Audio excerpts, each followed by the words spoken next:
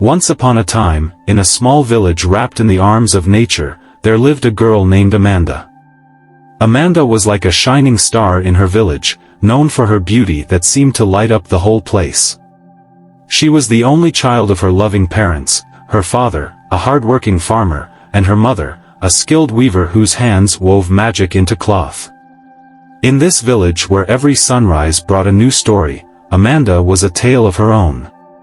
From the elders sitting under the baobab tree to the youngsters playing near the stream, everyone knew of Amanda. They admired her not just for her looks but for the kindness that sparkled in her eyes. Strangers who passed through the village for trade or travel couldn't help but notice Amanda. They often left gifts, coins, and pretty trinkets as if touched by her grace. Amanda's parents, though simple in their means, treated her like a queen.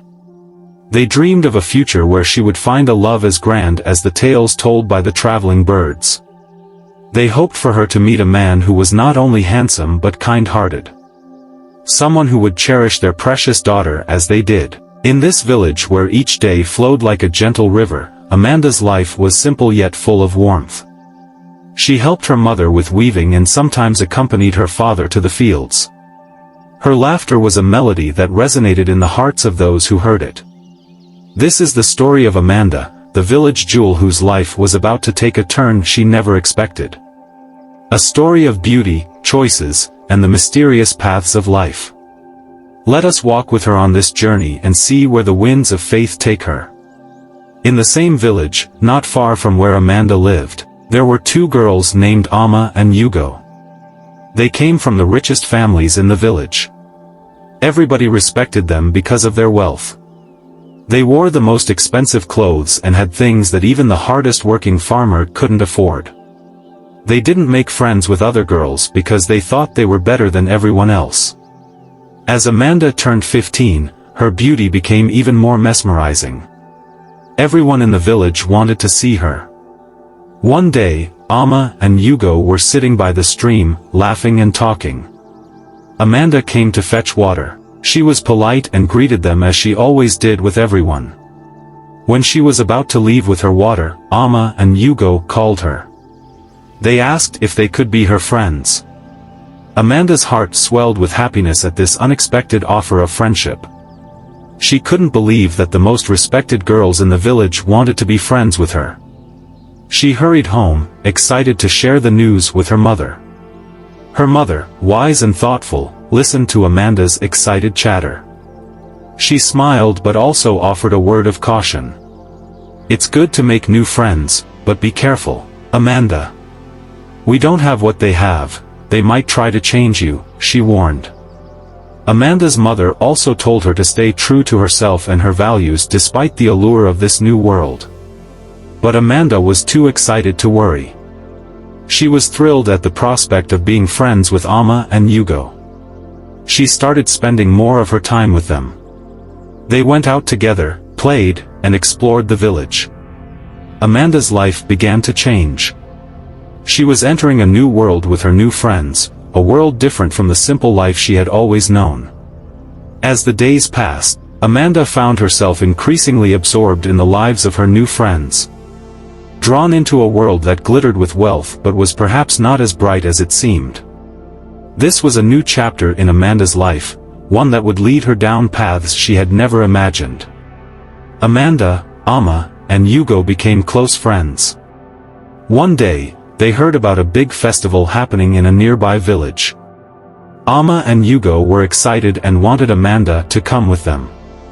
Amanda hesitated at first. The idea of venturing out to a festival in another village was daunting. She thought of her parents, their expectations, and the simple life she was accustomed to. But Amma and Hugo were persuasive. They painted pictures of the fun and excitement that awaited them. They said to Amanda, "You're old enough to make your own choices, you don't have to tell your parents everything." Slowly, Amanda's hesitation turned into curiosity. After thinking about it, Amanda agreed to go with them. It was her first time going to such a big event without her parents. At the festival, Amanda caught the eyes of many men.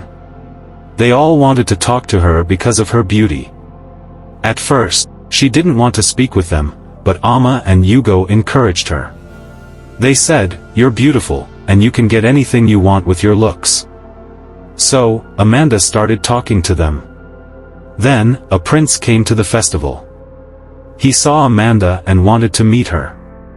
They talked and got along well. After meeting the prince, Amanda felt different.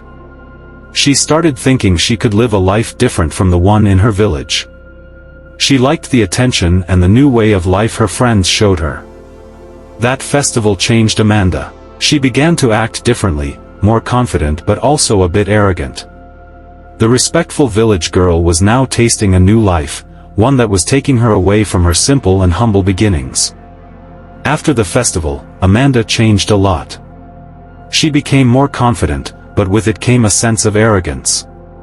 She started going out without telling her parents and sometimes even ignored the village elders.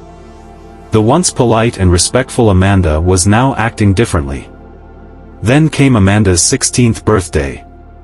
The whole village celebrated her beauty, just like they did every year. She received many gifts from the villagers, but this time, there was a man named Chima who brought his gifts a day after her birthday. Chima was handsome, rich, tall, and fair. Many women in the village dreamed of marrying him. Chima started visiting Amanda often. She liked him and enjoyed his company. During this time, Amanda's parents got suspicious of Chima's frequent visits and tried to warn Amanda to stay away from him. But she wouldn't listen. Her arrogance had now gotten the best of her. She told her parents that she's now a big girl and can make decisions for herself. One hot afternoon, Chima came to visit and took Amanda to his house, far from her parents' home. He treated her well, and they spent a lot of time together. But that day, something happened that changed everything. They became intimate. Not long after, Amanda realized she was pregnant. She tried to hide it from everyone, including her parents. She even tried to get rid of the pregnancy with the help of Amma and Hugo, but it didn't work.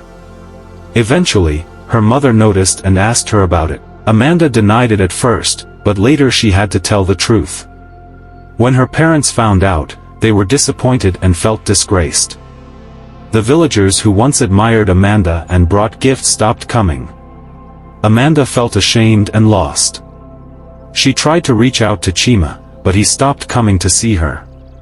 When her parents and Amanda went to Chima's house to confront him, they found out he had left the village for good. Amanda felt betrayed and alone. Her friends, Amma and Hugo, also turned their backs on her, saying they had nothing to do with her pregnancy. The girl who was once the jewel of the village was now facing the hardest time of her life.